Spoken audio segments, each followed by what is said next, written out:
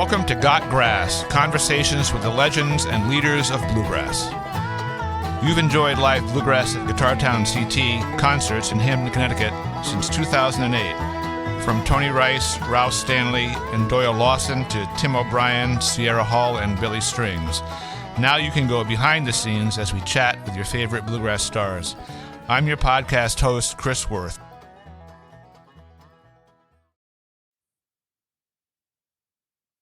So I want to welcome Laura Wortman and Kagi Parrish, also known as the Honey Dewdrops, to Got Grass. Nice to see you guys. Welcome. Nice to be here. Thanks for having us for this. Yeah, it's good to talk with you. So I'm assuming you're home. Yes. You're home.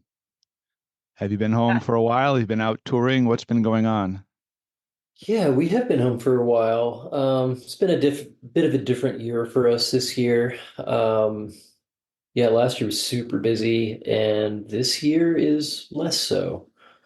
Kind of on purpose for some reasons, and with sort of the bigger picture changing a little bit as time goes on, wanting to spend a little less time on the road, and trying to make some money with playing music closer to home, which is kind of nice.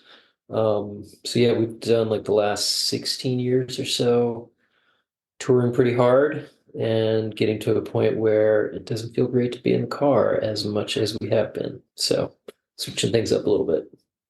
So yes, we're at home. Yeah, I completely understand that. I'm always amazed at musicians that spend their whole lives driving around. It's a tough one. I usually start with a question, which is not a music question, but if you guys had a day off, either of you or both of you, with nothing to do and no guitars around, where would you be? What would you be doing? I'd probably be out backpacking or hiking or trail running. That's been my go-to off music thing. Mm-hmm. And for me, I would probably open a bottle of wine and do some cooking in the kitchen. That's what I like. I think 5 years ago, I would have been following Laura's route. Now I think I'm more with you. The wine and the food. Yeah. Well, I don't mind being a beneficiary of Kagi's day off. Lucky me. So everybody who's listening to this probably knows who you are, but could you just start off with a brief introduction or bio of like your brief story? Yeah, like the history of the band. Yeah, just like, I don't know, your history, your bio, however you look at it. Your bio. Well, Kagi and I met in 2003. We were both in college in a small town in Virginia. And we were invited to play basically a frat party. We didn't really know each other, but through mutual friends. Kagi was the guitar player for the night, and I was a backup singer.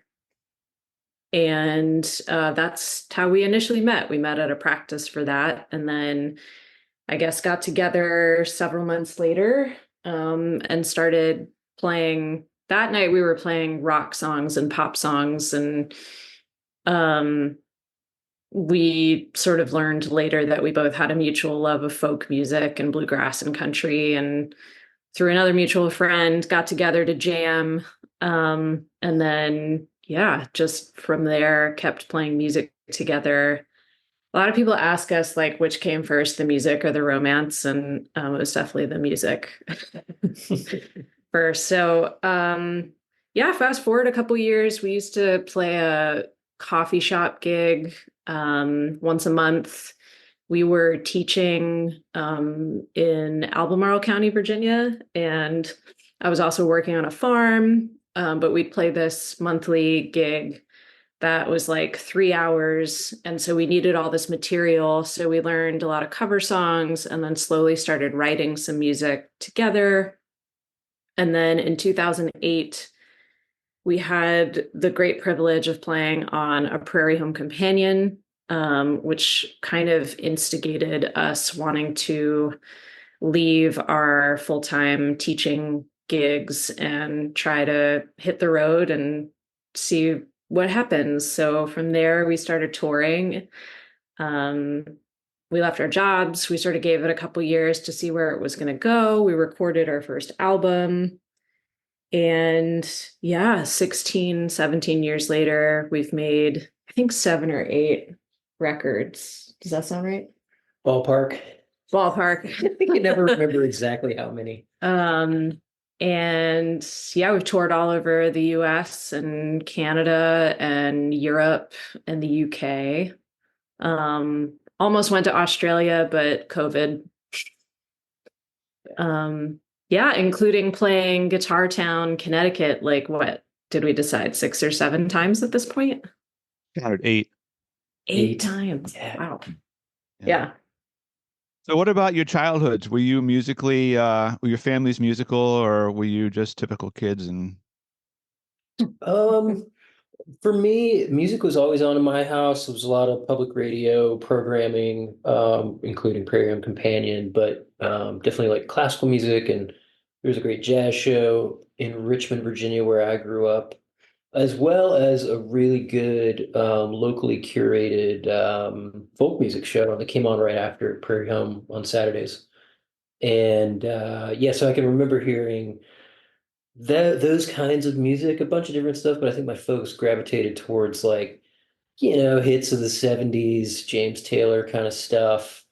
Um, I was made to go to church as a child, and there was definitely like a church music component. I was singing in church and actually had like kind of like a hippie early kids church service on Sundays that I ended up playing acoustic guitar with a man who yeah, taught me some of my first songs, and we were playing like, some Grateful Dead stuff and other kind of like 60s or 70s acoustic stuff. And I was just always loved music. I think the first thing that I heard that really caught my ear was the Beach Boys and like the harmonies with that stuff. And yeah, so it was just always around. My folks weren't musicians or anything, but encouraged it. And yeah, I think I got into string band music thanks to like public radio stuff, but also Oh Brother, Where Art Thou? And kind of using that as a gateway into a lot of older kind of like bluegrass and old time music, as well as a lot of like bluegrass adjacent stuff. Like that record, the soundtrack for Oh Brother was produced, I think, by David Rawlings, and so he and Gillian Welch were certainly like a big um, heads up to like, yeah, there's like a lot of music that is brand new that comes out of this older kind of style. That part was very interesting to me. mm, What about yeah. you? I grew up in a very musical family. Both my parents sang when they were younger. My mom played cello. My dad played a little bit of piano, but just big, big music enthusiasts too. Like they grew up in New York and moved down to Virginia in the 70s. And the story I always heard was that they came to visit a friend. They ended up at this bluegrass festival called the Orange Blossom Special Bluegrass Festival in like the Valley of Virginia, the Shenandoah Valley. And they like never looked back. They ended up moving to Virginia because they loved this scene and the community. So I feel like I grew up with people who were just encouraging me constantly to listen to a lot of different things. So um, I think I had an introduction to folk music pretty early. My folks were also really encouraging about taking guitar lessons and piano lessons and dance lessons from an early age. So yeah, it wasn't until maybe middle school though. Like I had lessons pretty early on and did the normal kid thing where like I didn't practice and was just like, meh, whatever. But then I sort of came back to it and like re-taught myself chords. And I always loved singing, but felt like having a portable instrument was necessary.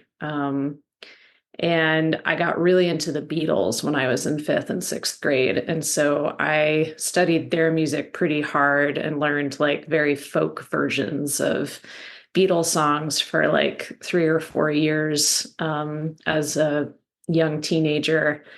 And then I feel like from there, like they were my gateway to a lot of different music. And I was in a band in high school and we played, I don't know, a lot of like 60s rock songs. And then I met Keggy when I was a freshman in college. And I feel like that was such a integral part of my dive into folk music and more like the style that I played now, because I felt like we were sort of growing and learning together early on, like stuff like Gillian Welch and David Rawlings, but also like old country brother harmonies. And we were just like really, really into learning that stuff together and listening to it a lot together. So I feel like that was a really formative part of music for me. And I was still a teenager at that point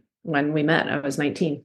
So I was yeah. wondering if you would listen when you started to decide to play as a duo, if you listened to like Everly Brothers, Simon and Garfunkel, stuff like that, kind of figure out how two instruments and voices could fit Mm. together. Absolutely. Yes, certainly some Everly Brothers, like Delmore Brothers, Blue Sky Boys, Monroe Brothers. But I think like the newer stuff was maybe a little bit more attainable. So like Jody Stecker and Kate Brislin. I don't know if you've ever heard of them, but Jody has been a long time part of the Bay Area music scene. Played with like Peter Rowan even recently. Is just a killer singer and instrumentalist too. Um, but like those guys, they would take really old songs and sort of make them new, and with recording techniques like in the 90s and early 2000s where you could really pull apart the details of their recordings, like how they put the two voices together and what they were doing with two instruments, whether it was two guitars at the same time or guitar, mandolin, stuff like that. Yeah, just kind of keeping an ear open for anything in that sort of vein. Gillian Welch for sure. And then, Cliff Perry and Laurel Blake. oh I yeah, never listened to yeah, them oh all yeah, that. fantastic. Caleb Claughters, some of his early projects were out there at that time too. Ginny And Hawker and Tracy Schwartz. Like totally, I feel like at that time we were really interested in like male female, like Southern harmony singing. Right. So we did spend a lot of time with like those recordings. And I feel like those folks were, you know, 60s, 70s, 80s, 90s even. yeah, And like they had studied the old stuff really hard. So we were studying that stuff too, but also looking to these folks who were like carrying on the tradition. So like Mike Seeger was also another big yeah. influence early on for us too. New Lost City Ramblers were on a lot. Yeah, Mhm. It's funny because most of the early duets obviously were two males. I mean, you think of the Monroe brothers and the Stanley brothers and the Everly brothers and the Louvin brothers. Female male combination is quite different because the female singing higher, much higher generally. So you have yeah, to adjust all the harmony singing and stuff to suit, right? yeah, yeah. That was an interesting problem to take on. I think one of the things we realized early for our voices is, though it is male female, Laura was typically singing lead, and we just noticed like, well, my singing voice is not super low compared to hers. It's like it's not crazy different, which I think you could probably classify Dave Rawlings' voice that way too. There was a closeness just kind of inbuilt, just kind of the way our voices sound naturally, which I think helped. And then, trying to figure out, okay, well, what happens if I try to sing like a straight harmony versus what happens if we kind of cut some corners or come up with some hodgepodge, which can be great sometimes. But yeah, trying to figure out that problem of it's probably not going to be a straight third interval all the time. It's going to be something different. Yeah. But that kind of problem is awesome. It inspires a lot of creativity, I think.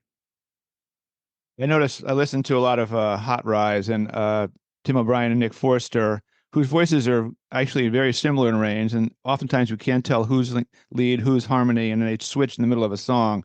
Unless you're watching it on TV, sometimes you can't even tell who is actually the lead singer, and the voices just blend. It's kind of a nice problem to try to figure out. Yeah, Interesting. I think as time has gone on, we've tended to think like, well, there's no real like right way to do it. You can get away with a lot of different things. Hmm. But yeah, it can be very interesting to just kind of go out on your own and try to make something up and see what happens, which is Right. largely done.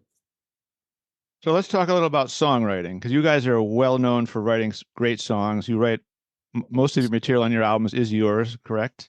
Original. So Hmm. let's say you have an album coming out and you have to write 10 new songs. What is the process like? How do you start? We have an album coming out in 6 months and we got to get some stuff together.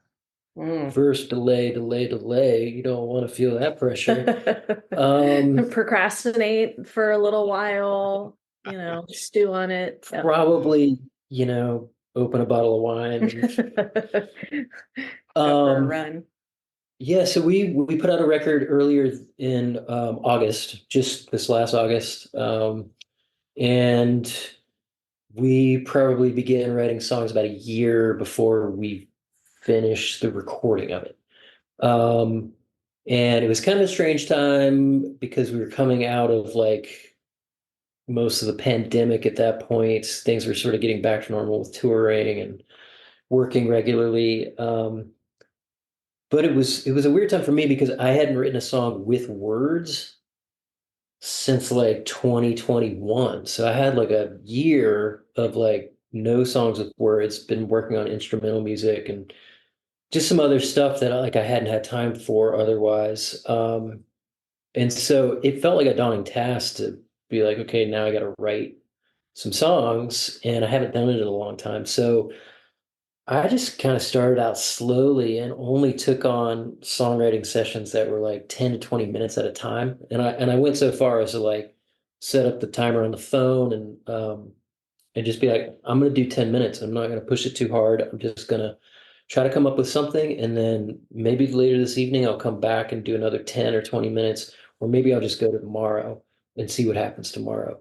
And that actually worked out pretty well. It just I think it can be really hard for me to sit down and just be like, I got to write a song. And after I write this one song, I got to write 9 or 10 or whatever you need more after that. So doing just a little bit at a time actually yielded a lot quicker kind of creative ideas that turned into songs. That's not how we've done it every time, but that's what the last one was like. I think the time before that, we got together with a producer friend who has helped us produce records. He's probably worked on 4 of our records with us.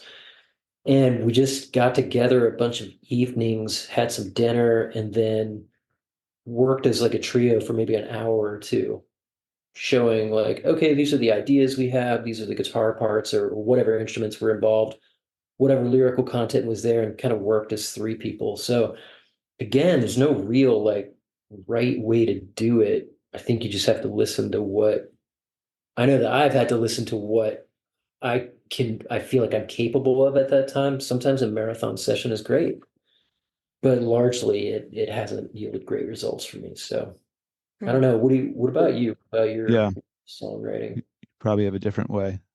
Yeah, I think so.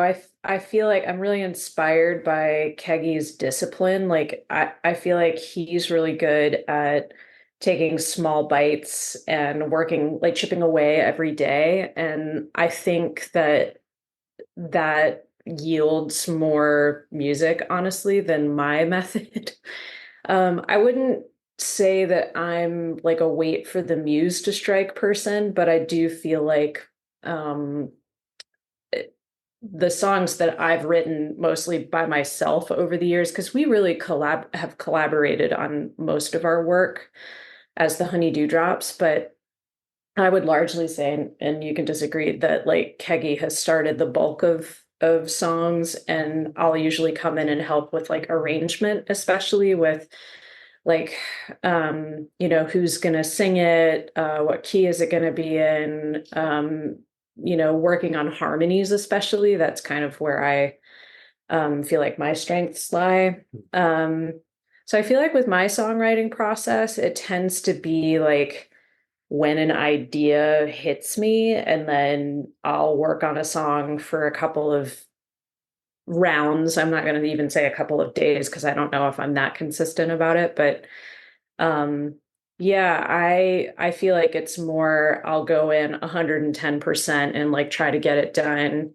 And it's kind of like one sort of block of time for a song rather than like every single day committing to a practice. And I think for years I felt like, oh, that's not enough. But I think as I've gotten older and have been doing this longer and have talked with a lot of people about this, it's like, no, everybody has a different way of making art, and one way isn't better than the other. So yeah, so I mean, I'd say even over the last couple of years, I've written more songs than I have in the 17 years that we've been doing this.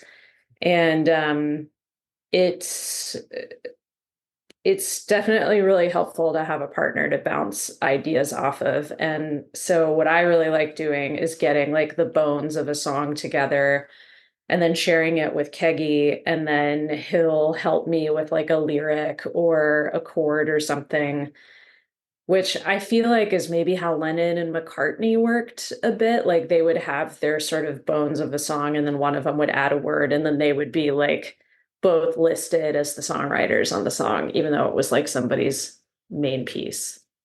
Which of you is Lennon? I was just thinking that too when you said I that, mean, but I was wondering if one of you is one or the other. I, John is my favorite, and yeah. but John was Yeah. kind of an asshole too, right? Yeah, that works. That works for me. I feel like, yeah. I mean, not that we could like even remotely get close to being Lennon and McCartney, but like it does. Yeah, I put you in the John category and me in the Paul category. Yeah. You, It's I guess, a song could start out with a bunch of chords that you're just strumming around, or it could start out with just a phrase, or I don't know, anything, right? Could be the beginning of a song for you. just about anything. Yeah. With this last record, there was some thematic information that we're basing these songs off of, loosely based on a friend of ours' experience of being adopted as an infant and eventually finding his family through genetic testing, et cetera, et cetera. And this idea of like, like finding your home, finding your origins was there. So like the first song I started working on, I just was immediately drawn to like Wayfaring Stranger. I'm just going over Jordan. I'm just going over home. Like that just kind of I was like, I'm gonna start there. I don't know. That's like kind of going over Jordan is about dying. This thematic content is not about dying. It's about something else. But I just felt like there was something there that was good, and I just used that as like a stepping stone for um, trying to develop this first song, and it worked out pretty well. Just trying to get a little nugget of something and then building up off of that and seeing what comes. You know when a song is finished, are you constantly tinkering with songs after you write them before you record them, or do you just say, that's it, we're done? I knew this question was going to come because I mean, it's kind of like the ultimate, like nobody has an answer for this. No artist that we've ever talked to can say when they definitively know that something is done. I don't know. I imagine there's some that we've run into who would be very opinionated about this, but yeah, it's been hard for me to not want to change things as time goes on. Um, Not unlike in the way that I think Dylan does his thing these days with his live shows, where, it would piss me off to buy a ticket to his show and, want to hear Don't Think Twice and it's like some strange, crazy version. But I kind of get that too, especially if it's been around for a long time and you have to play it a million times. And, his kind of thing is like a darkly humorous, like playing with your mind sort of thing anyway. Um, yeah, sometimes as time goes on, I just don't like the recording we made or the arrangement we settled on and want to see Mm. if there's a way to make it new again. I don't think that's necessarily a bad thing either. It's a lot of work. Yeah. Um, but yeah, I think I have tended to be restless when it comes to agreeing that things are done. I feel like Yeah. we talk sometimes too about songs feeling like they're living and breathing things. And so maybe as over time, like we're changing as people, so is our work. And if we want to keep feeling like the freshness of what we made 10 years ago, if we're still playing it in a show, it is really nice to investigate, like, okay, well, we did this with a guitar and a mandolin on the record, or this is how we've been playing it. And over the last 3 years, we've been integrating the electric guitar more into our live shows. And so exploring like some different tones. I feel like ultimately we've been keeping the structure of old songs intact, but Hmm. I mean, like this one song, Hold Love, that we wrote that went on an album in 2015. So we're talking 9 years later.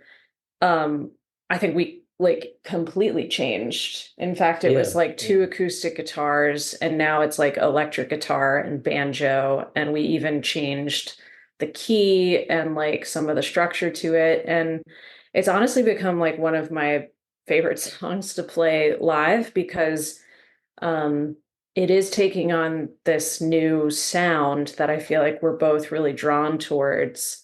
And yeah, it's like, I think about recordings as like a record of a time and place of when they were made, right? And so I'm so glad that we have that. And yet, like, if we're constantly performing live, those are also sounds of a time and place. So now the way that we're playing it is like where we are at as musicians versus 9 years ago. yeah, yeah. That's nice. I like that. So maybe it's never really done, is what we're saying. It's like they Maybe. they do Right. keep changing. Yeah.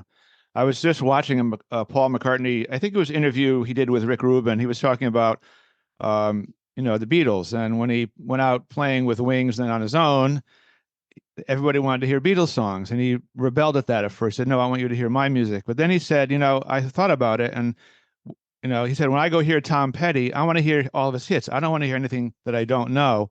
So he said, I really feel like I owe it to my listeners to play the stuff they want the way they hear it. They've heard it. So it's an interesting like dilemma because you want to evolve, but you also, people like to hear a certain song a certain way. They remember it or it affects them a certain way. So if you change the key and instrumentation, they go, "Whoa, is this a new song? What's going?" I don't know. It's just a funny conundrum, I guess. It is. Yeah, it's a fine Yeah. balance between like pleasing yourself and then, pleasing the people who are buying a ticket to see your music and do the thing that they heard you do on the record. Um, yeah, I hope that people will go along with us for the changes that we make, but I don't know. I think I'm in a spot now where it's just like it'll just hang in there with us. It'll be good. You'll like it. Yeah. I think we struggle a little bit when we play shows and we get requests for songs that we haven't played in a really long time. And some of the ones that people will ask us about are like they were so intricately arranged and designed like instrumentally that and if we haven't played it in 10 years, it's so hard to pull it out. And I know we both feel just like a little remorse that we can't even pull out a song like that. So that's one of the like, oh, I wish we like had some of that stuff still in our canon, but also like we're not playing it for a reason. It's just not where we're at musically. But that this conversation reminded me of something I think we listened to a while ago, and it was Yo-Yo Ma talking about performing and like how he feels as a performer that he is like a host of a dinner party. And so there is this like sense of trying to provide everybody with a good time and nourishment. And so I think, I mean, that's one of the satisfying things about being a performer, right? Is that there is this reciprocity of um, like the audience is giving us something, we're hopefully giving them something. And so we are still trying to like figure that out. Like, how do we, like, for example, we have a song called Nobody in This World that is from our second album that we put out in 2011. And it's a song that I feel like a lot of folks know in our fan base. And I think, have played it for most every one of our shows. There was a small period of time where we stopped playing it because we were just tired of it. But I'd say that that's one that we keep in there because we know that it's one that like our longtime fan base knows and likes and enjoys.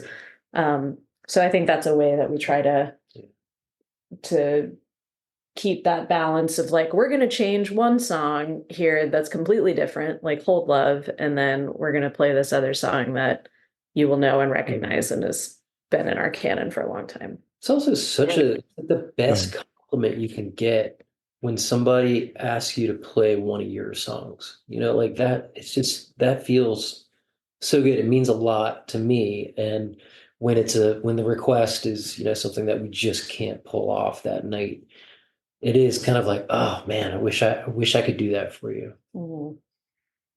It's funny because I've had this conversation with other musicians, and as a listener going to hear music, I love when somebody gets a oddball request and just goes for it, and they forget the words and they mess it up. But to a listener, that is the most real thing, as opposed to a perfect performance. I remember, Tim O'Brien playing here, and totally forgot the lyrics on a couple of songs, and it's just part of the thing. He doesn't care. He just either starts over or plays until it comes back to him. And as a listener, that's like the most human connection with a performer you're ever going to get when they mess up, because everybody looks so perfect on stage. It's all rehearsed. You want it to be great and excellent, but we like the screw ups. That's a really good reminder, especially coming from somebody like Tim O'Brien, who seems like as perfect as it gets. But right. We went to see David Greer a couple of years ago, and there's an album that he put out many, many years ago with Todd Phillips and Matt Flinner. All right. Yeah. And there's a song on there, I think it's called A Long Time Ago. And David Greer at the end of a show was like, does anybody have any requests? And I totally shouted that out, being like, there's no way. And I can't remember if he was like, oh, I don't know. But he did say that. Yeah. He was very hesitant, and then he went for it. And it gives me chills just thinking about it, because I love this song so much. And this would have been the first time I'd ever heard it live. And he played such a beautiful version of it. And at the end, he was like, thank you so much for requesting that song. And that meant a lot to me as a consumer and a fan of his too. Totally. So that's another thing to remember, is like, if we can like scratch that itch or satisfy that request for a person in an audience, like how much it means to them to get to hear it, even warts and all, right? Like if somebody requests a song from Tim O'Brien and he messes up lyrics, like, it doesn't matter. Like, he's still trying. He's still like honoring the request, which does mean a lot to people. Yeah. So when you guys are performing and you're doing a song and it comes time for a solo, which could be either one of you, what are you thinking about? Are you thinking about how you recorded it? Are you thinking about how you're feeling that night, how your fingers are feeling? Is it too hard to generalize? Like, just your thoughts about a solo. Okay, it's your turn. You're on. What do I do? Yeah. For me, increasingly these days, it's just like, how can I play the melody and embellish the melody? At least as like a starting place with the break. Like, how can I get some familiar phrases in there to start with? I grew up listening and loving a lot of Grateful Dead music. A lot of Jerry Garcia, a lot of notes. He plays all the notes, way too many notes, many, many notes. And while I still love that style, I think as time has gone on, I've just noticed, like, I think especially with string band music, a lot of the times, if you're playing a fiddle tune, so much of that is like, it's the melody. It's not really, a fiddle tune is not really just like a bunch of embellishing of the melody. It is the melody over and over and over again. And I don't know. I've been feeling like that's been helpful to me, but there are some tunes or songs of ours that, um, yeah, sometimes there's just not a lot of space to make up something new. And sometimes I do play the same things over and over again, and it can be very gratifying to do it that way. I think one of the dangers with that for me is like, oh my God, if I have to play the same thing night after night after night, that gets to be pretty boring. But I don't know, there's also something about like what I wrote for the recording of it was good. So let's just kind of stick with that and like get as close to it as I can on any given night. Hmm. Yeah, I still feel like pretty new at the solo game, especially on guitar. Mm. But I have the melody in mind always. I think that's a really good baseline for me, especially if like we really are being more improvisational and like a solo gets thrown my way and I'm not expecting it. I'm like, I'm just gonna go to the melody immediately. Which is that is a good starting place for me on guitar. The banjo, I feel like I can be a little bit more um experimental with. I mean, having all those open strings just makes it easier in some ways.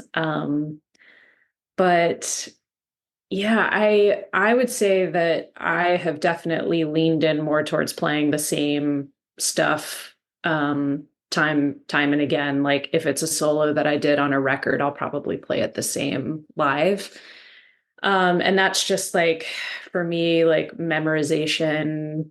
It's just easier for me to do that. But I was thinking about a friend of mine who grew up playing classical music and she got really burnt out because it really is memorizing a piece of music that you play over and over and over. And you're just trying to get it exactly right, but with feeling.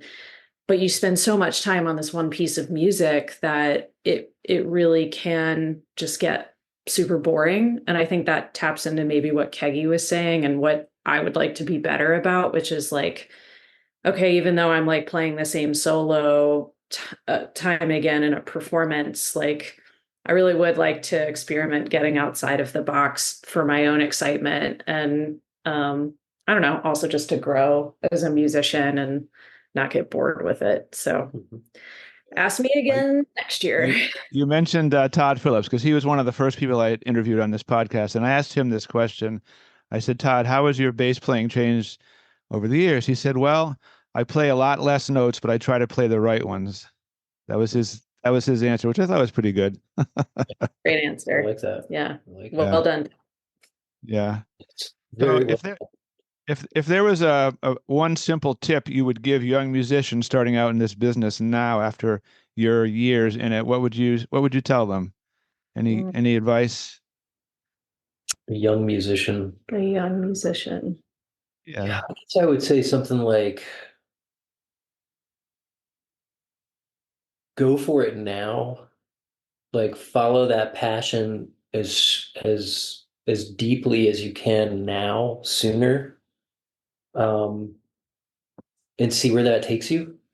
Not that it may not end up as a life in music, but if you're interested in pursuing it, then do it and do it with determination, um, and see where that takes you. Yeah. Mm-hmm. Were you guys ever discouraged in your long career and just said, hell with it, let's go back to teaching or something else? Like ever have a moment like that where you just want to say, this is just too much work? Nah. Good. Well, I'm just asking. I didn't think so, but I was just, Oh I no, mean, he's it's joking. it's Chris, uh, it's well, like I don't know. That's what, it's for me, it's like a balance of like that kind of feeling of like, what am I even doing?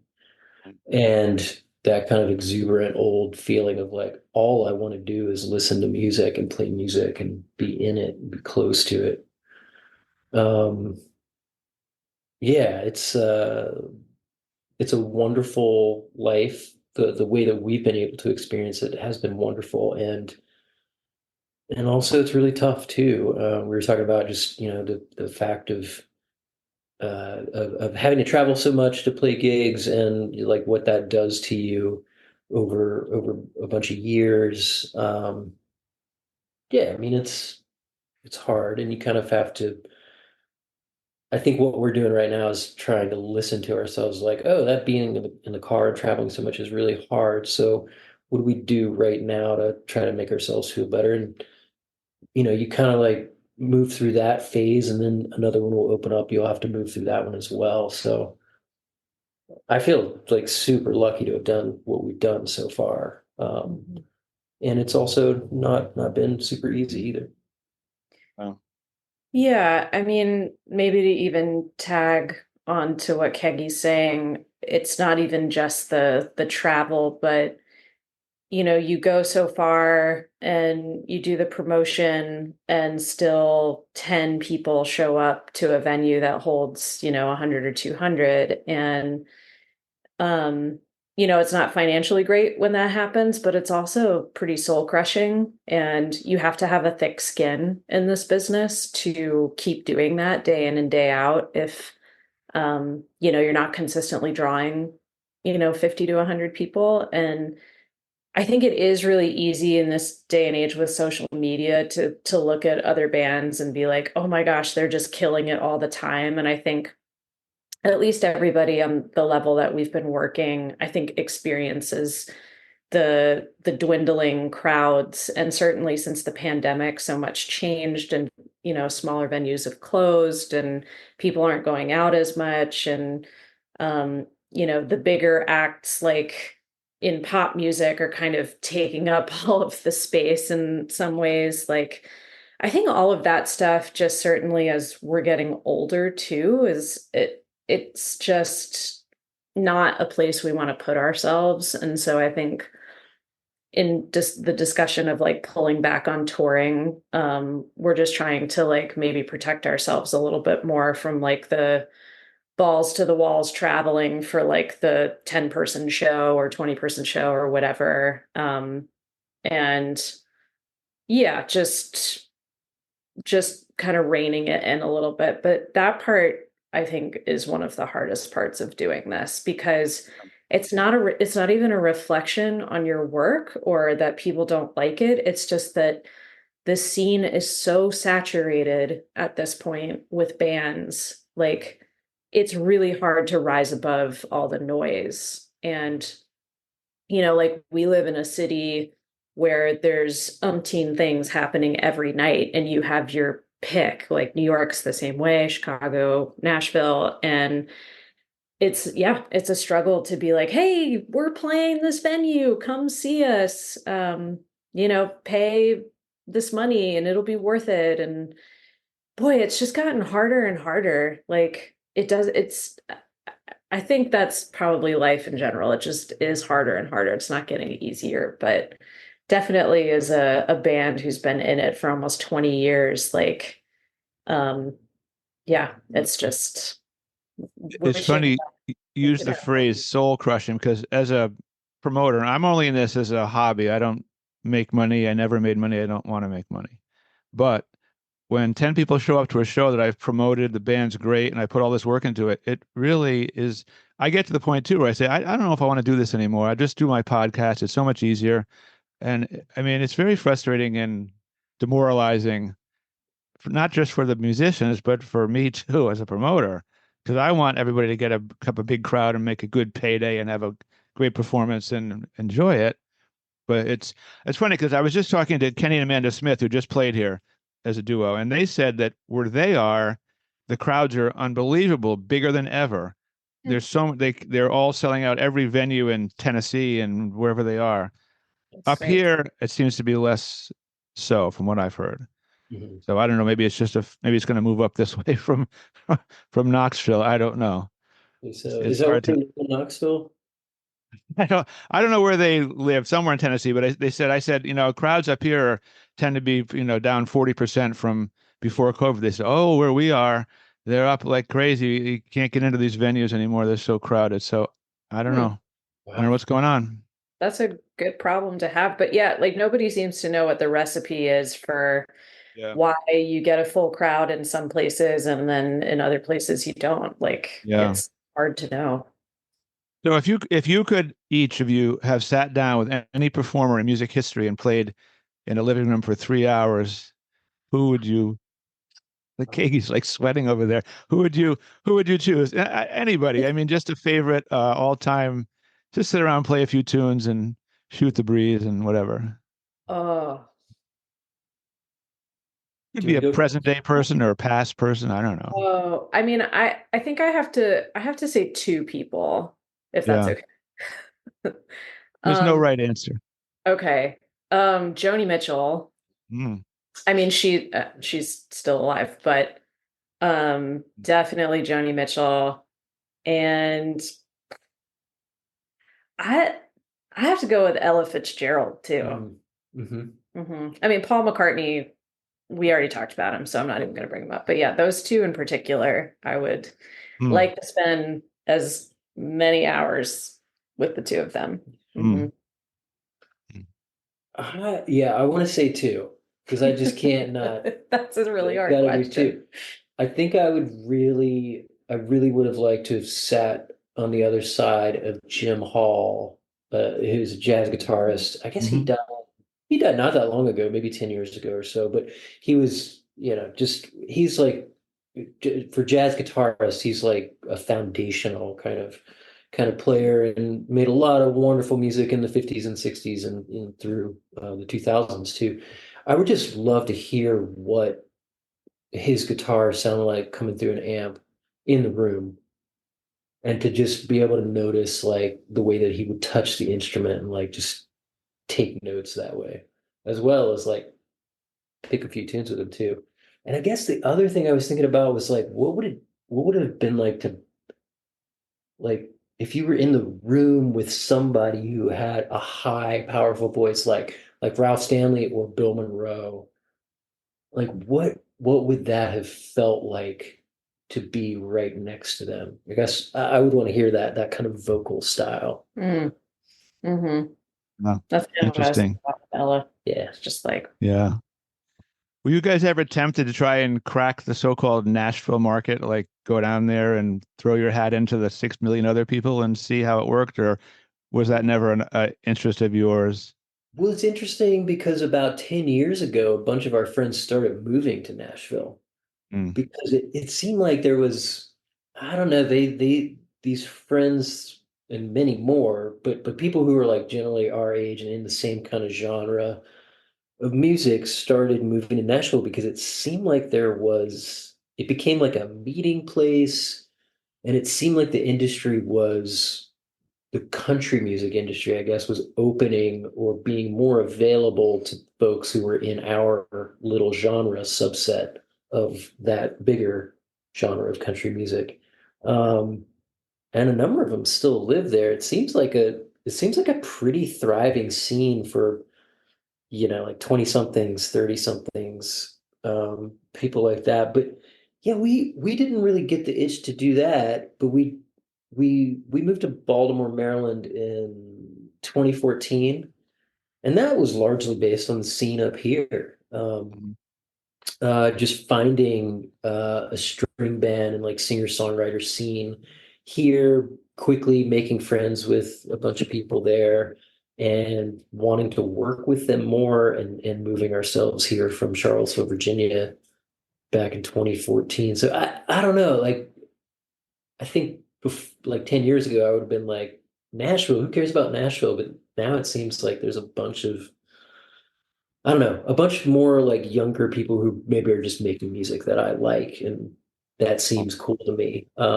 But yeah, I don't really have much interest in moving to Nashville at this it point. it seemed a little more untouchable, I think, back in the Yeah. day, right? Like Mhm. you would have to get some kind of publishing deal or like sit in a room with a bunch of writers. And I just feel like there was something more industry about it that we weren't interested in, and also just felt like we wouldn't have the faintest idea how to tap into it. And then when people that we knew started moving there, it felt like that scene was becoming more inclusive and accessible to, smaller bands and acts and stuff. But I feel like what maybe I feel really grateful for in this day and age with the internet is that you can really live anywhere. Like it used to be you have to go to New York to be an artist or, LA to act or whatever. And it just seems like we can kind of do this from anywhere, which is pretty awesome and leaves the door wide open for,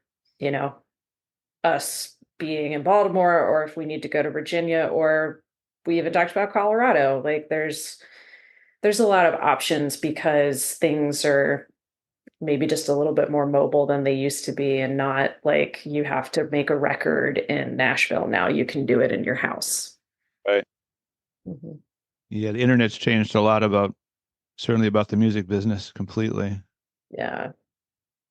So if there were one thing you could change about your lives so far, what would it be? If you could make a big change, either going back or just, I don't know, something you've learned that you say, I wish I had done this or I wish I hadn't done that. Mm. Anything? Or are you living the dream all the time? I don't want to put you on the spot here. I'm just this Oh, is it's this an amazing question. It's good to reflect on. This is maybe a little variation from what you're asking, but I think for me, it would have to do with confidence and learning quicker how to deal with a tough night. Tough night in terms of like just a hard night for me to perform, to sing, or that kind of night where it's, a 200-seat room and you got like 40 people in there and it feels pretty lonesome. And to learn how to just like take that in stride and to not put any weight on that experience of like, oh, I'm bad, that's why this is happening. Just to be able to deal with that in a more efficient and less kind of like energetically taxing or soul taxing kind of way. Just letting that be, hey, there's going to be nights like that. It's okay. Move on to the next one and don't sweat it. Mm. Yeah. Yeah.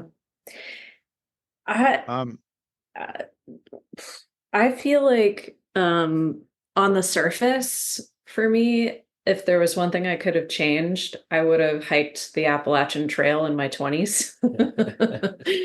It's Me just like too. surface, like bucket list thing that I don't know that I'll get to. I mean, I'm doing it in sections, but I'd say on the other side of it, there are a couple of moments in my life that I could see things have gone a different way, and I absolutely regret none of them. One of them being quitting a teaching job to perform to play music as a full-time touring musician. I feel really grateful for that in my life. I also feel really grateful that we took a big chance on moving to a city that we didn't know a whole lot about in 2014. And being in Baltimore has been like one of the biggest growing experiences, I'd say, for both of us, musically and personally. And um, yeah, I have a lot of gratitude for these like different paths that could have diverged one way or another. And yeah, so really I'd just say the Appalachian Trail. Well, you're pretty young, so I have a feeling you're going to do it. She's got a good I've got a bit good notched start. off. I've done half of it, so Yeah. just the Yeah, second half. yeah. You'll get there. Thanks. Can you think of a nice compliment you've gotten recently, maybe from Kagi or from a fan or from a musician that stuck with you? Yeah, Keggy just like 2 weeks ago said to me, um, and I'm not quite sure if these were your right words, but he said something to the effect of, um, you are sometimes one of the brightest lights in the room. And that meant a lot to me when he said that. Can see why. Yeah, That's a nice one. it's a really nice one. Yeah. A lot of musicians, I asked this question, they couldn't think of an answer. I don't know. They just, Mm. whatever that Well, it's stumped them. pretty, that one was pretty fresh. What about Yeah. you? Said anything nice to you recently? I don't think you've ever said anything nice. Maybe another musician said something nice to you, Kagan, you could remember. Yeah, it doesn't have to Or Well, be. there, or a in, fan. yeah, there was for me, one of the highlights was in 2019, we did Mountain Stage for the first time, and we were sound checking for that show, and Tim O'Brien was on the bill too. It was the Tim O'Brien band. And the theater that we were in, like all the dressing rooms have the old like PA monitor kind of system where you can turn the volume up and catch what's happening on the stage or turn it down and like not have to listen to it. And so you could turn it on and hear what other people's sound checks sounded like if you wanted to. So we're up on the stage and the dressing room is down below in the bowels of the room and whatever. And we were working on sound checking this Hank Williams song, Ramblin' Man. Ramblin' Man, and which is one that we learned from Daryl by seeing Daryl Scott in concert. And anyway, we play this song for the sound check, and Tim O'Brien appears in the wings of the stage when we're done to say hello, and that he really liked our version of that song, which was just like, I'm done. I don't even need to play tonight. That's gonna do it for me. I can live happily ever after now. That was That was pretty just such a wonderful thing. He was just so nice about the whole thing, and awesome. to have a hero say something like that to you, just so awesome. Yeah. I remember the first time I heard you guys do that song, I was kind of shocked. I didn't know what it was at first. It was so like from the gut, kind of powerful. And I said, "Oh, whoa, that's Hank Williams." And it's one of your, I think one of your best songs that you do. Really, I Thanks. love that one. Powerful song, It's been the way you really do fun. it. Yeah. Yeah. Sometimes it takes somebody like Daryl Scott too to translate in a way. Because I mean, I've always loved the Hank version of that song. That's great. I love that recording and everything about it. But then Yeah. to hear Daryl, like one dude and one guitar solo show, just like taking this to a whole different place, and then me thinking like, well, that would be fun to try out. Where can we take that? Yeah. Yeah. I'm going to move to something which the internet has really changed for musicians, and that's eating on the road. You know, you used to have to go to Howard Johnson's, McDonald's, or wherever. I don't think there even was Taco Bell back in those days. Mhm. Um, and now you can pretty much pick and choose. So when you guys are traveling, what's a favorite thing you like to find uh, to eat when you're out? Certainly coffee and breakfast. Breakfast, Yeah. breakfast, 100% breakfast. Because Hmm. that sometimes for us, breakfast serves as breakfast and lunch. Like, especially if we're on the road, sleep is so critical that, having that time in the morning, usually we'll get some coffee, but, around 10 or 11 is when we're kind of getting around to eating breakfast. And I feel like it satisfies the breakfast lunch or Mhm. so we'll eat a big breakfast on the road. Always Yeah. looking for like good breakfast spots in the cities that we travel in. Yeah, And that makes catered sense. foods, like, if you go into the Southwest, getting some good, Southwest kind of food, some Tex-Mex, other Mexican food. If you're going like, I'm trying to think where we were recently. We were in Maine recently and just like getting fresh seafood or what happens to be in season whenever you're there, just like trying to savor, the good stuff that they have that you might not, be able to get much of back home. Mhm. Yeah. I was talking to Kenny Amanda Smith because she's got a real good Southern accent, and they were going up to Maine to play a festival in Yarmouth, but I said it's not Yarmouth, it's Yarmouth, Yarmouth. She, you Yama. know, she she struggled with Worcester. She was calling it Worcester, Mass. I said no, it's Worcester and it's Yarmouth. You say Yarmouth and lobster, you'll be fine in Maine. And she laughed. Well, the hour has come and gone. Anything you'd like to add? I'm sure we'll see you up here at some point soon playing. I don't know when, but we definitely want to have you back for the ninth time. And when when you get in the mood to travel up this way again. Oh, thanks. So, Well, I mean, one thing I'll say is we have so much gratitude for the fact that you continue to have your series. And I mean, when we get asked about our favorite places to play in the country, we always say your venue, and not just blowing smoke up your ass because we're talking on this podcast, but we've always loved uh, playing for your series. So thanks for having us back. And maybe one other thing I'll add on as self-promotion is that we did just put out an album called Here in the Mountains. It came out in August, and it's everywhere you listen to music. But it's like, it's a little bit of a different direction for us. It's a little bit more honky-tonk twinged. There's some Telecaster on there. I'm playing some drums, some snare drum on it. wow. Yeah, Laura was like, "Hey, what if I just play the drums?" And I was like, "What are you talking about? You've never played the drums." And we just borrowed like a snare and a floor tom, but it totally did the trick. And she just sat down in front of him and was like, "Yeah, I think it goes like this." And I was like, "Yeah, that sounds fantastic. Way to go." Well, and I couldn't have done it if we hadn't been recording in our house. So that's the other part of it. Is that Keggy mixed, mastered, engineered the whole album, and it was made in our Baltimore apartment. Yeah, it was really fun. We have a good friend here in town who played upright bass on a bunch of the songs, and there's plenty of acoustic guitar and mandolin and banjo on there too. So Nice. Well, I hope people will look up the album and buy it or stream it or whatever they do these days. I must say that if you play drums as well as you play rhythm guitar, it's got to be a good beat. You were a killer on the rhythm, really. Thank I've you. said that to you before. every So band, anyway, or I guess that's going to be it. You want to say something else, Katie, or are you just no, I gonna? was just gonna say every band deserves a Laura. I'm the lucky man to get to play music with her. Yeah, yeah, yay! So thank you guys, Katie and Laura, for talking for an hour, and I'm sure we'll see you up here soon at Guitar Town in Connecticut. It's one of our several venues. And the best of luck with everything, and take the time off and refresh and get motivated again. It's I know it's probably hard to stay totally motivated all the time to tour, but Thanks. thank you. Chris. Thank Thanks you for again. questions. Yeah, thanks for doing what you do, and thanks for having us on your podcast. You're very welcome.